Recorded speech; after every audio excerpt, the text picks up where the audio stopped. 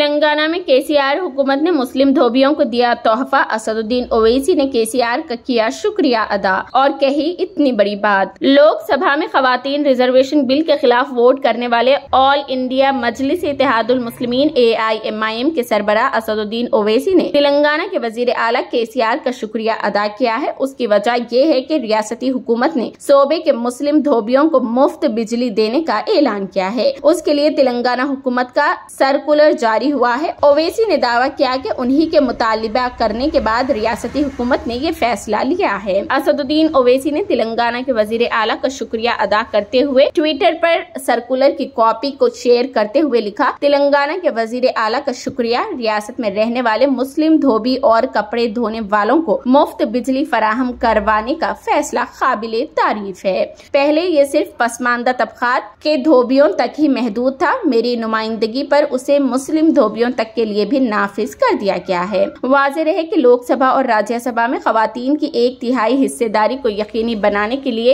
एक दिन पहले चाहशुमा यानी 20 सितंबर को पार्लियामेंट के खुसूसी सेशन के दौरान लोकसभा में खवातीन रिजर्वेशन बिल पेश हुआ था। वहां मौजूद 456 अराकीन पार्लियामेंट में से 454 ने उसके हक में वोटिंग की थी। सिर्फ असदुद्दीन ओवैसी और उनकी पार्टी के रुकने पार्लियामेंट इम्तियाज जलील ने खवातीन रिजर्वेशन बिल के खिलाफ वोटिंग की। उनका कहना था इस बिल में मुस्लिम खवातीन का रिजर्वेशन भी यकीनी बनाया जाना चाहिए। इस साल नवंबर दिसंबर के दरमियान तेलंगाना में असेंबली इलेक्शन होना है। उससे पहले बड़ा दाव चलते हुए सूबे के वजीर आला केसीआर हुकूमत ने मुस्लिम तबके के जो लोग भी लॉन्ड्री चलाते हैं या धोबी घाट पर कपड़े धोते हैं उन्हें हर माह 250 यूनिट बिजली मुफ्त देने का ऐलान किया है। 20 सितंबर यानी चाहशुमे को ही सर्कुलर जारी किया गया है। पहले ये फायदा सिर्फ पसमानदा तबकात के धोबियों को दिया जाता था। उनके लिए ये स्कीम साल 2021 से ही नाफिज की गई थी।